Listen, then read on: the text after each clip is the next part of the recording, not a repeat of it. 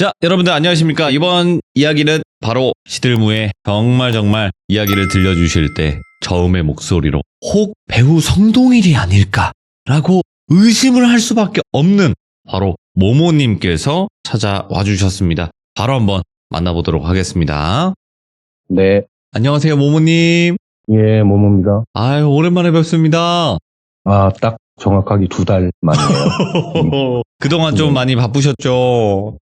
예, 또 많이 바빴네. 아이고, 그럴 수도 있죠. 그래도 다시 또 이렇게 시들무의 문으로 들어와 주셔서 감사드립니다. 감사합니다. 네. 자, 일단은 오늘 모모님께서 준비하신 이야기가 있으시겠죠? 네네네. 굳이 제목을 말씀드리자면, 빙의의 신. 빙의의 신? 예. 오. 우리가 흔히 알고 있는 빙의. 이제 빙의를 기반으로 한 얘기라고 할 수 있습니다. 그리고 또 이제 제가 직접 듣고 보고 경험한 얘기기도 하고 해서 네. 이제 오늘은 좀 조용하게 이런 얘기를 좀 들려드리면 어떨까 해서 좀 준비해봤습니다. 알겠습니다. 자, 그러면 바로 출발을 해보도록 하겠습니다. 렛츠가. 길이십니다. 모모죠.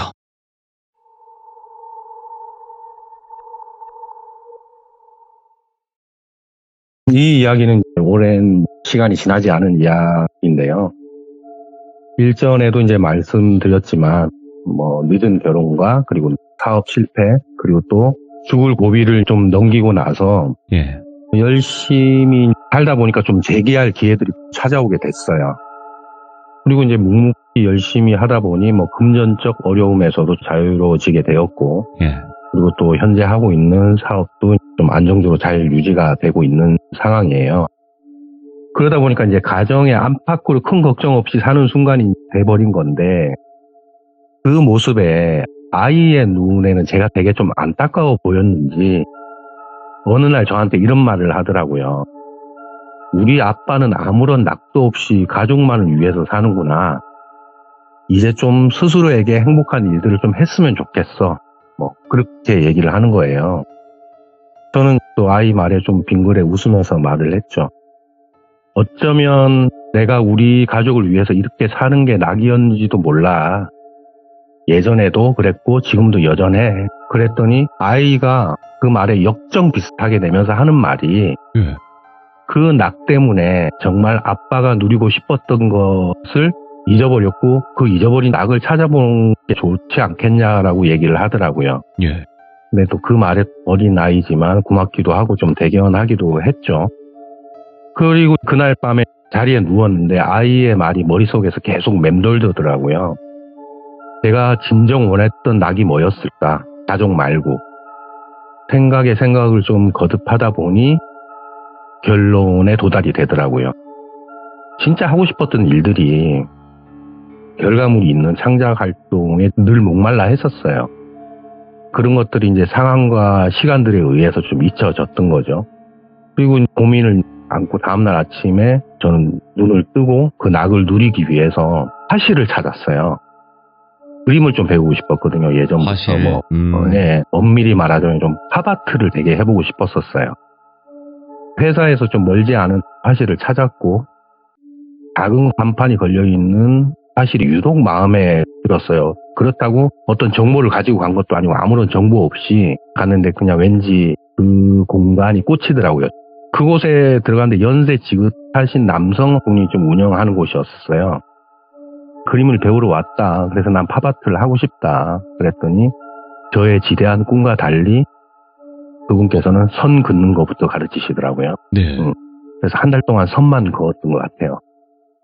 시도하는 것 이외에는 다른 말을 좀 아끼시는 분이었어요. 그리고 애초에 저도 그림을 배우러 간 곳이기에 사람을 나누고 싶은 마음도 없었기에 오히려 또 그분의 그런 행동이 편하더라고요. 일주일에 3번 가는 거였는데 이게 방문하는 횟수가 점차적으로 늘다 보니까 그분의 철통 같은 입과 마음이 조금씩 열리기 시작하더라고요. 그러다가 어느 날 그분께서 그림을 그리기 전 취미 같은 거 있었냐고 묻으시더라고요. 그래서 딱히 떠오르는 게 없어서 제가 돌비 공포 라디오에서 시드무를 참여를 했고 그러면서 이제 몇 가지 에피소드를 좀 보여드렸어요. 네. 매우 흥미있게 보시더라고요. 오. 그러더니 하시는 말씀이 모모님한테는 왜 유독 이런 기이한 일들이 많이 발생하는 거죠? 라고 물으시더라고요. 약간 못 믿겠다 이런 느낌으로. 그래서 그 질문에 제 스스로에게 한번 질문을 해봤어요. 질문에 대한 답은 고민 없이 좀 바로 나오더라고요. 그래서 제가 이제 그분께 드린 말씀이, 선생님, 저는 사람과의 인연이 생기고 나면 항상 빚을 진다고 생각을 합니다. 그래서 상대의 말에 공감이나 경청으로 빚을 갚는 방법을 택했습니다. 네. 악연도 인연이라 그저 공감하려 애쓰면 되기에, 그러려면 상대의 말에 조금 더 진심으로 다가가고 조금 더 깊이 들어가다 보니 그들이 타인에게 섣불리 하지 못했던 말들을 저에게 쏟아낼 때면 같이 분노하거나 아니면 때론 또 같이 슬퍼하거나 뭐 기쁨도 같이 하다 보니 누구에게나 있을 법한 말할 수 없는 비밀들을 듣는 것 같습니다. 그래서 저는 그냥 그런 일반적인 사람 중에 한 사람일 뿐인데 좀 더 깊이 들어가니까 그런 다양한 얘기를 좀 수집을 할 수 있었던 것 같습니다. 이렇게 얘기를 했죠. 그렇게 말씀을 드렸더니 고개를 끄덕이시더니 하시는 말씀이, 그러면 모모님은 저와의 인연에도 빚이 생기셨나요? 이렇게 묻더라고요. 인연이 됐으니까. 예, 그렇죠. 그래서 제가 일종의 그렇게 빚이 생겼다라고 생각합니다. 그랬더니 느닷없이 갑자기 저한테 그럼 빚을 한번 갚아보시겠어요? 이러는 거예요. 예. 예. 그러면서 자신의 얘기를 하고 싶다는 거예요. 그래서 이제 저는 언제든지 경청의 자세가 되어 있다. 말씀만 하시면 된다. 제가 집중해서 듣겠다. 그랬더니 그분이 하시는 말씀이 뭐냐면 단 한 번도 어떤 누구에게 말하지 않는 비밀이 돼요. 그래서 그게 뭐였냐면 단도직입적으로 이제 말씀드리자면 그분은 이유와 계기 없이 꽤 많은 사람들에게 빙의한 경험이 있다고 하시더라고요. 그래서 어떤 빙의를 좀 하셨나요? 그랬더니 그분의 첫 번째 빙의는 7세 남자 아동이었대요. 그저 잠을 자고 눈을 떴을 뿐인데 어느새 그 아이에게 빙의해 있더래요. 그가 빙의했을 때는 그 7세 남자아이의 부모님들이 매우 심한 몸싸움을 하고 있더래요. 이분은 이미 사회적 경험을 다양하게 한 상태라서 그 광경이 그렇게 놀랍게 느껴지지는 않았대요. 하지만 아이의 아빠 되는 사람이 폭력의 강도가 높아짐에 따라서 어느새 이제 감정이입이 돼서 이 공포와 분노가 동시에 올라오더라는 거예요. 그래서 자기는 뭐 빙의를 한 상태니까 어린아이의 몸이지만 말려야겠다는 생각이 들었대요. 근데 뭐 필사적으로 말려봤지만 피지컬 차이가 있으니까 당연히 역부족이었겠죠.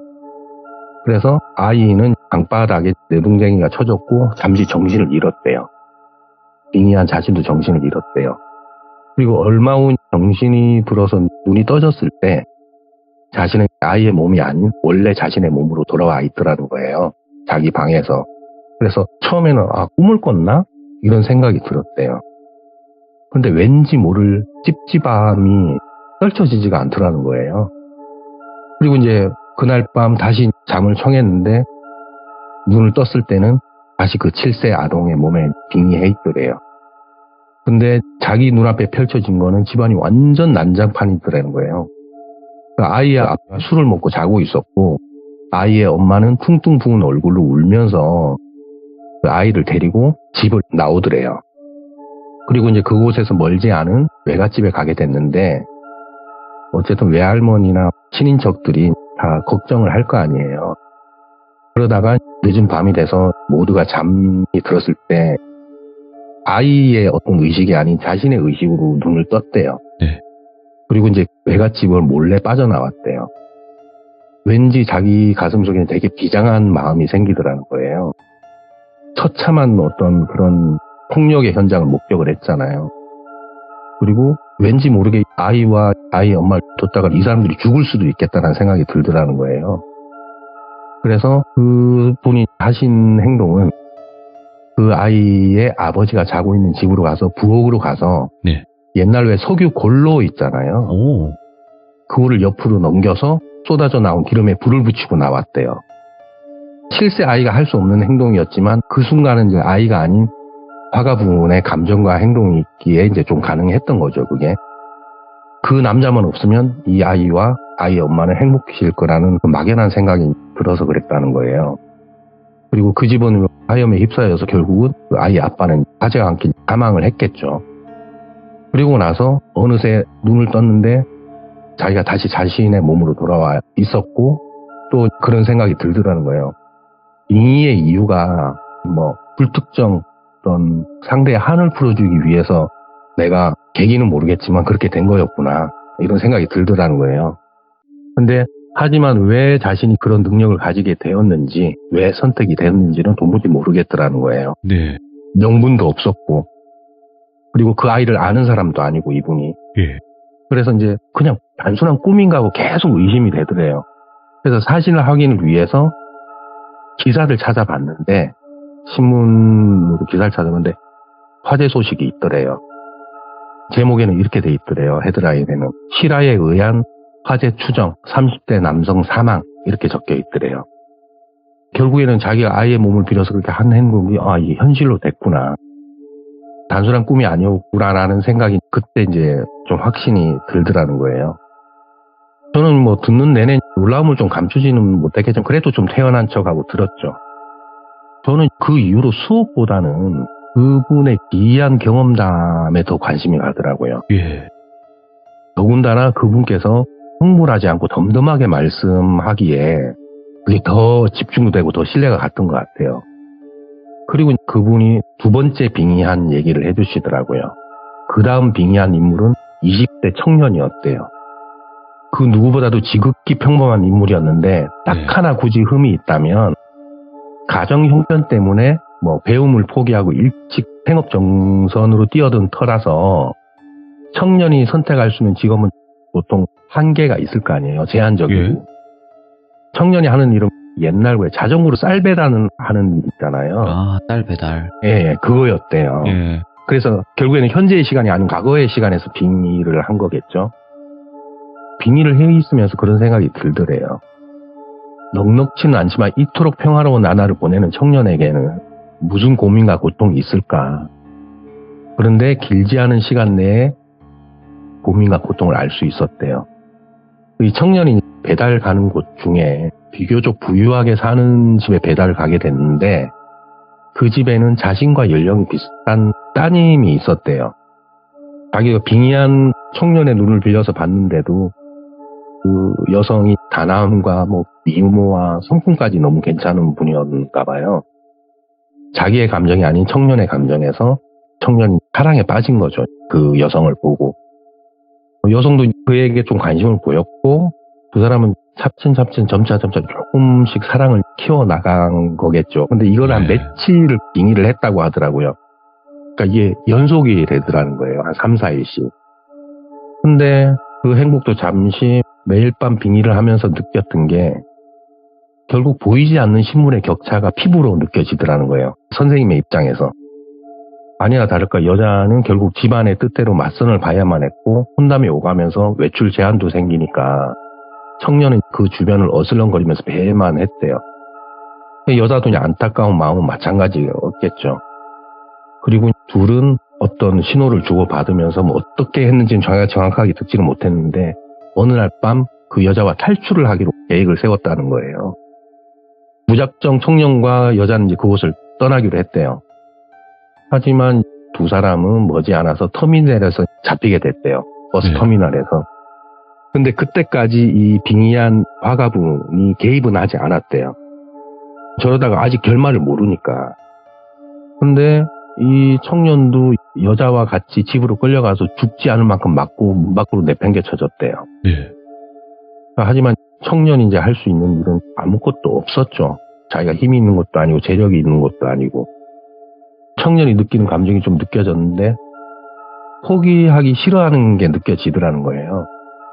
그래서 뭐 그녀를 구해와서 다른 경로로 도망치기로 마음을 먹고 청년은 결국은 그 집 담장을 넘었대요. 근데 부잣집이라는 그 집이 전통 한옥이었던 터라 어렵지 않게 여자의 방문 앞에 갔는데 문을 왜 밖에서 그 숟가락으로 이렇게 걸어 담겨 있더라는 거예요. 청년은 조심스럽게 숟가락을 걷어내고 문을 열었는데 청년의 눈으로 본 광경은 정말 참혹하고 참담했대요. 그 청년이 좋아하는 여자는 스스로 목을 메고 싸늘하게 식어 있더라는 거예요. 어쨌든 야심한 밤이었고 몰래 들어간 거니까 청년은 이제 소리내어 울지도 못하고 그저 이제 그녀를 끌어내리고 부둥켜 안고 눈물만 흘렸다는 거예요. 그때 이제 그 선생님이 생각을 했대요. 빙의를 했지만 특별히 청년한테 도움을 주지 못했던 점 자신이 원망스럽더래요. 그리고 이 고통을 평생 안고 가야 할 청년을 생각하니까 가슴이 미어지더래요. 어차피 자신은 그 몸에서 빠져나오면 그만인지라 청년의 고통을 좀 덜어주고 싶었다는 거예요. 그냥 막연하게. 잘못된 방법인 건 알지만 청년이 그녀와 함께 할 수 있는 방법. 즉 같은 방법으로 죽음을 맞이하는 게 좋지 않겠냐라는 그런 생각이 들더라는 거예요. 무서운 생각이 들더래요. 타인의 죽음을 결정하는 자신의 행동이 좀 재수로웠지만 그땐 그게 정답이라는 생각이 들었대요. 네. 얘기를 듣고 나니까 문득 그런 생각이 들더라고요. 저도. 내가 이분의 입장이었다면, 이 선생님의 입장이었다면 나는 어떻게 했을까? 같은 결정을 했을까? 아니면 다른 현명한 방법이라는 걸 찾아낼 수 있었을까? 라는 좀 의문이 들더라고요. 결국 저는 거기에 대한 해답을 찾지 못하고 다음을 기약해야만 했죠. 그 이후에 그분이 무슨 개인전이 있어서 화가분이니까 만나 뵙지 못하다가 바쁜 일정이 어느 정도 좀 마무리된 후에 저는 다시 화실을 찾았고 그분의 이야기를 좀 들을 수 있었어요. 그 이후의 이야기들을. 그분이 세 번째 빙의한 인물은 아주 크지도 않고 그렇다고 작지도 않은 어떤 어선의 청년 선원이었대요. 그래서 망망대해서 어떤 일이 있었을까? 특별한 일이 있었을까? 그런 생각이 제 입장에서는 들더라고요. 그분이 얘기하기 시작하는데 이게 진짜 드라마나 영화에서 볼 법한 일들이 펼쳐지더라고요. 제가 이거 들으면서 약간 그거 생각나더라고요. 영화 해무라고, 봉준호 감독님이 제작한 해무라는 영화가 생각이 나더라고요. 알죠. 예. 그래서 배에는 저마다 사연이 있는 사람들로 구성되어서 이게 묵묵히 고단한 일을 하고 휴식과 노동을 되게 반복하는 그런 일상들이었대요. 그래서인지 배에서는 서로 말조심, 행동조심을 해야만 했대요. 스트레스 지수가 다 높은 상태들이니까. 그리고 혹시나 있을 다툼이 큰 사건으로 번질 수 있으니까 그렇게 해야 되는 건 되게 필수였는가 봐요. 빙의한 이틀째 날 우려하던 사건이 터지고 말았대요. 말을 좀 거치게 하는 선배 선원이 있었는데 늘 그 청년을 하대하고 무시하는 단 언행을 일삼는 사람이었대요. 근데 자기는 빙의한 인물 제3자의 입장을 보니까 따지고 보면 딱히 이 청년한테만 그러는 게 아니었는데 이 청년은 유독 자신이 신입선원이니까 나를 이렇게 타겟팅해서 이렇게 하는 건가? 라고 느끼고 있는 게 자기도 느껴지더래요. 결국에는 보통 다는 아니지만 많은 사건들이 술과 연관된 사건이 참 많잖아요. 그날 선장을 포함한 선원들과 청년은 술을 마시는데 그날따라 선원 모두가 유독 청년을 향해서 좀 악담을 하는 듯이 느껴졌고 화가 난 청년은 참다가 결국 술의 힘으로 용기 아닌 용기를 내더라는 거예요. 청년이 그 술자리에서 좀 벗어나서 작은 손도끼를 준비를 했대요. 예. 화가분은 그 순간을 생각했대요. 아마도 여기에 있는 모든 사람을 해칠 것 같다. 하지만 그러고 나서 청년이 얻는 건 뭘까? 일단 청년을 막아야겠다는 생각이 들더래요. 하지만 이 청년의 의지가 너무 강해서 그를 마음대로 조정할 수가 없더라는 거예요. 필사적으로 막았음에도 불구하고 청년은 도끼를 좀 휘두르면서 난동을 부렸대요. 하지만 선원들도 이 바닥에서 잔뼈가 굵은 사람들이라 여러 명이 모이니까 그 청년을 쉽게 제압을 했는가 봐요. 청년은 그 온몸이 묶인 채로 기계실에 가둬줬고 이게 어쨌든 사건이 일어났으니까 배는 다시 육지로 향해서 뱃머리를 돌렸다는 거예요. 청년이 오랜 시간 발버둥을 막 치면서 발악을 하니까 그 덕분인지 포악된 또 끈이 좀 느슨해지면서 좀 자유롭게 됐대요, 몸이. 그래서 청년이 맨 먼저 한 게 기계실의 기계들을 부수기 시작했다는 거예요. 배를 멈추게 하려고. 그리고 그 다음에 그들을 좀 해치려고 하니까 완전히 도른 거죠. 이성을 잃어버린 거죠. 그 분노가 화가 선생님한테 고스란히 전달되더라는 거예요.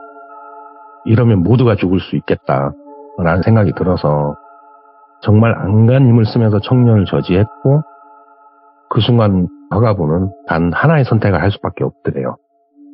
이거는 모두를 죽일 수 없으니 청년을 바다에 빠뜨리는 방법밖에 없겠다. 자기가 너무 힘이 드니까. 그래야지만 나머지 사람들을 좀 살릴 수 있겠다는 생각이 들더래요. 그래서 결국 화가부는 천신만고 끝에 청년을 바다에 빠뜨렸고, 물속에서 그의 숨이 끊어져 가는 것을 느껴야만 했대요. 자기도 고통을 같이 받으면서. 어떤 그 선원들이 좀 나쁜 건 알지만 우리는 타당한 이유를 좀 댈 수 없다는 생각에 청년을 희생시키는 게 낫겠다라는 생각을 하셨다는 거예요. 이 얘기를 다 듣고 나니까 참 마음이 무겁더라고요. 제가 좀 조심스럽게 물어봤어요. 그 선생님한테. 지금도 여전히 빙의를 하시냐고. 그랬더니 그 화가분께서 일정하지는 않지만 간헐적으로 이유 없이 빙의한다고 하시더라고요. 그러면서 그러한 것들이 자신의 삶을 좀 반추하는 계기도 된다고 하시더라고요. 그리고 그게 만약에 운명이라면 겸허히 받아들이는 게 속이 편하더라. 이렇게 말씀하시는 거예요. 이후에 이제 몇 가지의 그런 이제 빙의에 관한 사연들을 듣긴 했는데, 이 세 가지의 사건들이 워낙 나머지보다는 강력해서, 오히려 그 나머지의 얘기들이 잘 기억이 안 나더라고요. 얘기는 많이는 하셨는데, 많이 빙의를 했다. 이제 이 정도까지만 알고 있었는데, 그리고 나서 저도 좀 바쁜 일이 있어서 사실 좀 못 가게 됐어요. 그러다가 한 2주 정도 지났을 때 화실 가게 된 거예요. 갔는데 화실 문이 잠겨 있더라고요. 그리고 화가 선생님하고는 연락이 되지 않고, 그분이 어쨌든 연세가 좀 있으셔서 혹시 건강에 문제가 좀 생겼나? 그런 생각이 들더라고요. 아니면 나한테 이런 얘기를 하고 나서 신경에 좀 변화가 있으셔서 내 전화를 피하시나? 이런 생각이 들더라고요. 어쨌든 좀 이렇게 일주일 내내 걱정을 하면서 지내다가 다시 한번 전화를 해봤어요. 역시 전화를 안 받더라고요. 그렇다고 꺼져 있는 것도 아니고 전화기가. 저는 그날따라 또 그 걱정을 또 하루에 절반 이상을 품고 있는데, 전화 제가 걸은 지 한 몇 시간? 3시간, 4시간? 있다가 그 화가 선생님이 전화가 왔어요, 저한테. 얼른 전화를 받죠. 걱정이 되니까. 자기가 지금 현재 병원에 있는데 자기를 보러 와줄 수 있냐 이러시더라고요. 그래서 저는 당연히 가겠다 했는데, 그분이 계신 병원이 노인 전문 병원이더라고요. 주소를 찍고 찾아보니까 연세도 있으셨고, 또 주변에 가족도 없는 것도 알고 있었고, 또 결혼을 한 번도 하지 않고 독신으로 사셨으니까 결국에서 이제 병원의 힘을 빌려야 했고, 건강이 아니면 거기에 있는 게 당연한 거라고 이제 생각이 들더라고요. 그래서 다른 일을 다 이제 젖혀두고 한 걸음에 병원으로 향했어요. 도시 외곽에 한적하게 있는 그것도 노인 병원인데 치매 전문 병원이더라고요. 씁쓸했죠. 노인들이 있는 병원이게 왜 면역력 때문에 그런 걸 우려해서 면회를 되게 극히 제한을 하더라고요. 그래서 병실에는 올라가지 못하고 그러고 있는데, 그분께서 이제 오히려 저한테 전화를 해야 된다는 수차례 요청을 했는데, 그날 이제 통화가 이제 연결이 된 거죠, 이분하고. 어쨌든 그날 면회를 하는데 병실이 아닌 1층 로비에서 잠시 볼 수 있었어요, 선생님을. 근데 이제 요양보호사님을 동반한 상태로 내려오셨더라고요. 저는 아직 이분께서 하신 말씀이 참 기억에 남는데, 화가 선생님이 아무 말 없이 저를 이렇게 보더니 제 손을 잡더라고요. 제가 인사를 드렸더니. 저도 딱히 어떠한 말은 건네지는 않았어요. 어설픈 위로도 하는 것도 좀 아닌 것 같고, 그리고 또 어디가 어떻게 아픈지도 몰랐고, 잠시 후 하시는 딱 한마디가 있었어요. 봤으니까 됐습니다. 고맙습니다. 이러더라고요. 그래서 내 착잡해지더라고요. 한 말도 못하고 있는데 한마디를 더 붙이시더라고요, 그 뒤에. 다른 사람들은 보호자가 면회를 오는데 자신은 둘러보니까 보호자가 없더래요. 근데 제가 생각이 나더라는 거예요. 그러면서 하시는 말씀이 뭐였냐면, 정신적 보호자 모모님이 말하는 인연의 빚은 충분히 갚으셨습니다. 이 말 전하고 싶었어요. 이러시더라고요. 그러면서 인사를 하고 올라가셨어요. 병실로. 그 자리를 못 떠나겠더라고요. 그리고 그냥 약간 넋을 놓고 우두커리 서 있는데 시간이 얼마가 지난지 몰랐는데 아까 같이 내려온 요양보호사분 뭐 다른 일 때문에 내려오시다가 저를 본 거예요. 네. 아유 아직 안 가셨네요. 그러면서 그분께서 병원 내내 있으면서 제 얘기를 참 많이 했대요. 우리 화실에 오는 그 제자가 있는데 참 좋다 뭐 이렇게 막 이런 얘기를 하시더래요. 그리고 이제 요양보호사님 말을 빌리자면 그분이 뭐 어떠한 이유와 경로로 병원에 오셨는지 잘 모르겠지만 평소 행동과 말씀은 매우 정상적으로 잘 하시는데 가끔씩 없는 얘기를 그렇게 하시는 것 같다면서 그렇게 얘기를 하시는 거예요.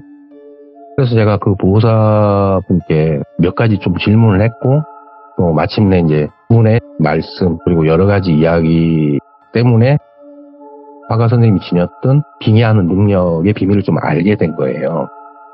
보호사님도 그분께 직접 들은 얘기 아니면 또 간호사분들끼리 하는 얘기 또 의사분끼리 하는 얘기를 종합적으로 다 정리를 해서 저한테 해준 말들이었거든요. 그게 뭐였냐면 그분은 이제 어릴 적에 지나친 가정폭력에 시달렸고 자신이 아버지를 죽였다고 했지만 가정폭력이 있었던 건 사실이었고 부모님은 그분이 청년이 될 무렵에 지병으로 사망을 했다고 하시더라고요. 그리고 그분이 빙의한 쌀집 청년은 청년이 된 자신이었고 일련의 사건들 그러니까 즉 사랑하는 여자가 스스로 죽음을 맞이한 것도 맞았고 이후 그 슬픔을 떨쳐내기 위해서 배를 탔고 난동을 부린 것도 사실이고 포박당한 것도 사실이고 그리고 죽지는 않았고 해경에 의해서 육지로 나가서 가벼운 처벌을 받았다고 하더라고요. 이게 왔다 갔다 했는가 봐요. 그 기억들이. 그리고 여러 가지 일을 하다가 어느 날 뭐 자신의 미술적 재능을 좀 발견하고 조금 여유로워졌을 때 그림에 매진했고 그 덕에 뭐 수상 경력도 많아지다 보니까 결국은 화가라는 혼자서 작업할 수 있는 화가라는 직업을 네. 선택을 하셨더라고요. 그러니까 그때 제가 느낀 게 뭐였냐면 그 억겁의 시간을 몸과 마음을 고스란히 이제 받아냈던 거죠, 이분은. 그래서 종합적으로 뭐냐면 결국엔 자신이 하지 못했던 일들을 스스로 상상 속으로 곱씹으면서 이게 이렇게 했더라면 뭐 이런 것들이 마치 자신이 빙의해서 타인을 돕는 거라고 착각을 하셨던 거죠, 이분께서. 아이고, 예. 그래서 이거를 뭐 해리성 다중인격장애라든지 뭐 PTSD의 영향으로 뭐 환청이나 환시 등 이게 지식으로 설명할 수 없지만 분명한 거는 그분이 엄청나게 고된 삶을 사셨구나 라는 생각은 들었죠. 그리고 마음속으로 아버지를 사랑하고 마음속으로 자살을 하고 마음속으로 자신의 행동을 저지했던 거죠, 이분이요. 그리고 이제 이후에 몇 번의 면회 신청을 했지만 절 만나시지 않더라고요. 그리고 얼마 후에 그분의 말씀을 다른 사람을 통해 들었어요. 저한테 좀 전해달라는 식으로 얘기를 하면서 여기 오는 거 정신건강에 이롭지 못하다. 그저 자신의 얘기를 들어줘서 고맙고 그래도 자신의 인생에서 몇 개 되지 않은 행복한 순간들의 나날이었다. 네. 그러면서 그분께서 저한테 빚을 갚았다고 하셨는데 전 또 그분한테 빚을 진 듯한 마음을 떨쳐내지 못하겠더라고요. 혹시 이 방송을 듣는 분 중에 그러한 경험이나 고통받은 분들이 있으시다면 큰 도움이 되지는 못하겠지만 이야기를 통해서 조금은 마음을 여시고 또 주변에 또 정신적 보호자를 한번 찾아보게 되는 계기가 되었으면 하는 바람에 이런 얘기를 좀 준비를 해봤거든요. 그래서 뭐 이게 뭐 좀 보통 시들무에서 하는 뭐 괴기스럽고 공포스럽고 해서 그 주제에서 약간 벗어나긴 하지만 이 이야기는 언젠가 한번 해야 되겠다라는 좀 생각을 하고 있었거든요. 그래서 얘기를 이렇게 준비해 보았습니다. 네, 진짜 모모님의 이야기는 일단 기묘함은 기본적으로 딱 모모님의 색깔이 있어요, 이야기에. 근데 네네. 오늘의 이야기 같은 경우는 처음엔 도대체 뭘까? 왜 이렇게 무섭지? 라는 생각이 들다가 마지막에는 말씀 저에게 따로 해주신 대로 좀 안타까운 그런 네네네네. 사연이 있었네요. 숨어 있었고. 네네. 그래도 우리 규종님들이 이 이야기를 들으시고 아까 말씀하신 것처럼 모모님이 말씀하신 것처럼 그런 분들이 만약에 계시다면 조금이나마 네. 도움이 되셨으면 좋겠다라고 말씀해 주신 게 모모님의 매력이 아닌가 생각해요. 감사합니다. 진짜 너무 감사드리고 이런 이야기를 또 전달을 다시 한번 해주셔서 저희가 또 그 이야기를 듣게 돼서 다시 한번 감사드립니다. 너무 고마워요. 감사합니다. 예, 감사합니다. 다음번에 꼭 찾아와 주세요. 예, 감사합니다. 네. 여러분들 아마 이제 모모님 이야기를 안 들어보신 분들도 계시겠지만 한번 들어보셔야 될 분 중에 한 분이라고 저는 꼭 말씀드릴 수 있어요. 돌비 모모라고 검색하시면 올라온 이야기들이 몇 개 있습니다. 그거를 꼭 들으셔야 되는 이유는 이분의 이야기를 들어보신 분, 지금 방금 들어보신 분들은 아시겠지만 정말 기묘하면서 무섭기도 하면서 슬프기도 한 굉장히 여러 가지 감정이 많이 들게 하는 그런 분이 바로 모모님이시거든요. 한번 꼭 들어보시길 바라겠습니다. 그리고 이번 이야기 들으셨던 분들의 여러분들의 개인적인 의견을 꼭 댓글로 남겨주시길 바라겠습니다. 감사합니다.